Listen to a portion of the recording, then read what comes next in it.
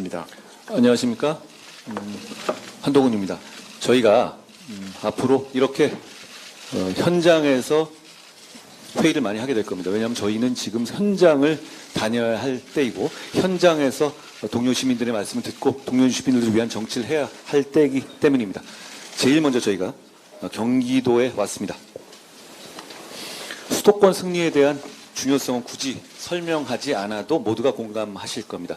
수도권의 선택을 받지 않아서는 선거 승리란 있을 수 없습니다. 저희가 승리하지 못하면 대한민국은 정말 암울한 시기를 맞게 될 겁니다. 그래서 우리는 수도권의 민심에 더 민감하고 책임감 있게 반응해야 한다고 생각합니다. 손끝에 느껴지는 작은 온도까지도 무겁고 예민하게 받아들이고 거기에 그때그때 기민하게 반응해야 합니다.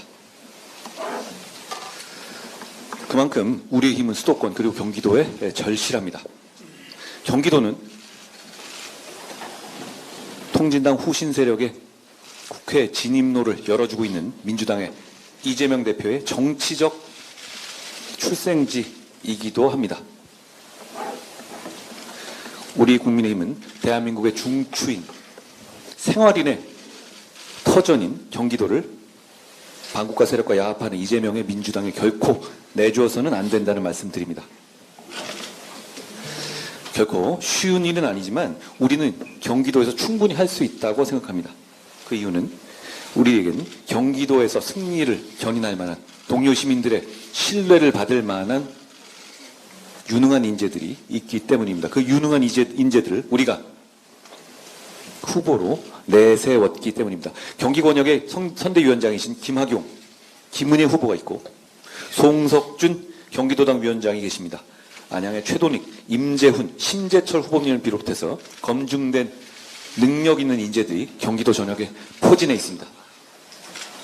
국민의힘이 자신 있게 내세운 기호 2번 후보들이 경기의 1,400만 동료 시민의 일상을 바꾸고 보다 나은 미래를 만들어 드릴 겁니다. 국민의힘은 국민과의 약속을 지키는 정당입니다. 대선 당시에 공약했던 1기 신도시 특별법을 여소야대의 어려움 속에서도 주도적으로 통과시켰습니다. 이어 올해 초에는 정부가 준공 후 30년에 이른 노후 아파트의 경우에 안전진단을 면제해주고 재건축을 할 수 있도록 규제를 대폭 완화하겠다고 발표했는데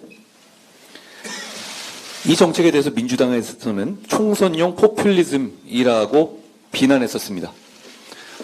경기도민 여러분께 여쭙겠습니다. 정말 이게 하지 말아야 할 정책입니까? 총선용 포퓰리즘 정책입니까?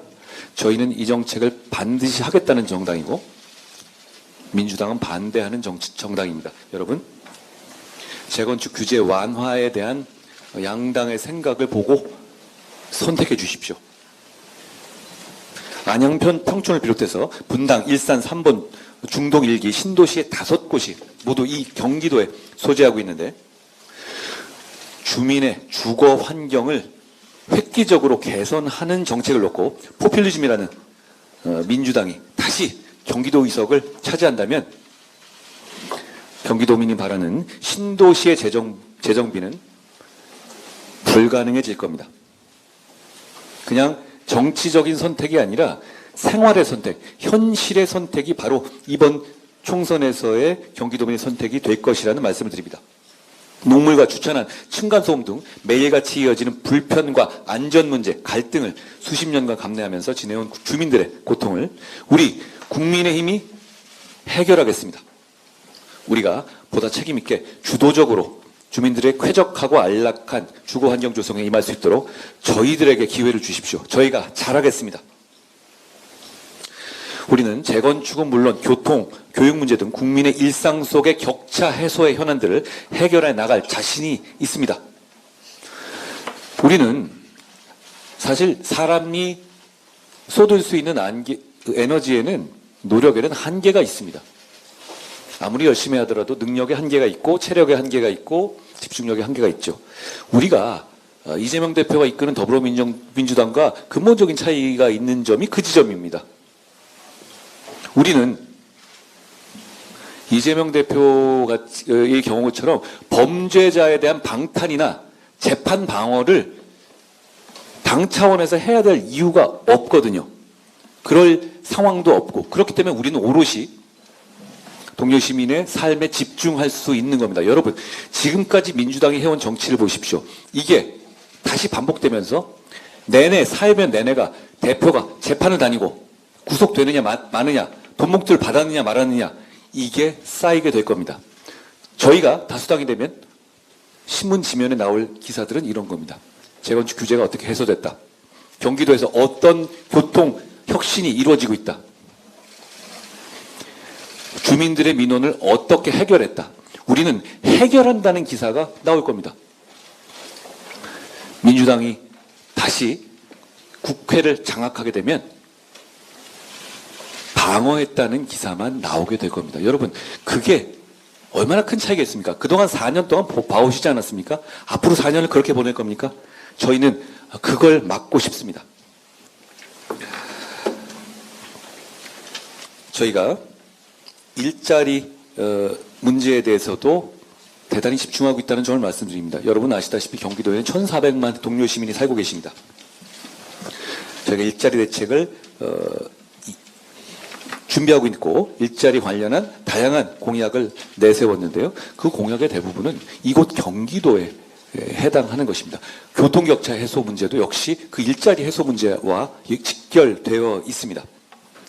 저희는 대한민국의 미래산업을 주도한 우수한 기업들이 몰려있는 경기도에, 그리고 양질의 일자리가 있는 경기도에 더욱더 양질의 일자리가 많이 만들어질 수 있도록 최선을 다할 겁니다. 기업하기 좋은 환경, 좋은 일자리가 넘쳐나는 경기도를 꼭 만들어내겠다는 약속을 드리겠습니다. 국민 여러분, 경기도민 여러분, 저희는 여러분의 마음에, 여러분의 생각에 주파수를 맞출 겁니다. 여러분의 기준에, 여러분의 눈높이에 기준을 맞춰서 정치할 겁니다. 저희를 선택해 주시라는 말씀을 마지막으로 부탁 말씀드립니다. 제가 경기도민, 경기 시민 여러분들께 몇 가지만 요약을 해서 말씀드리겠습니다. 경기도와 경기의 동료 시민을 대하는 국민의 힘과 이재명 민주당의 세 가지 차이에 대해서 제가 말씀드립니다. 첫째, 재건축 규제를 완화하고 활성화하는 것을 찬성하느냐 반대하느냐, 그 차이입니다. 둘째, 오랫동안 팽창해서 현재 행정구역에 맞지 않는, 실생활에 맞지 않는 행정구역을 유지하고 있는 경기도민의 생활을 위해서, 생활 개선을 위해서 시민이 원하는 바에 따라 서울 편입을 또는 경기북도 설립 등 경기의 행정구역을 리노베이션하는 것을 찬성하느냐 반대하느냐의 차이입니다. 세 번째,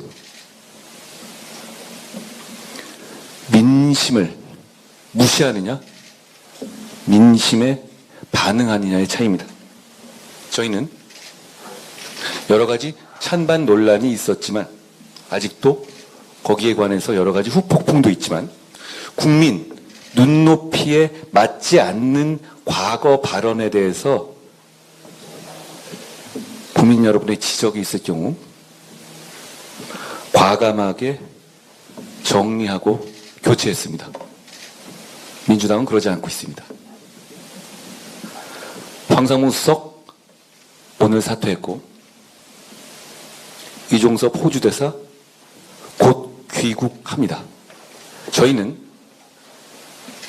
20여일 앞둔 총선을 앞에 두고 절실하게 민심에 반응할 겁니다. 더불어민주당은 그러지 않고 있습니다. 이 점을 기억해 달라는 말씀드립니다. 고맙습니다.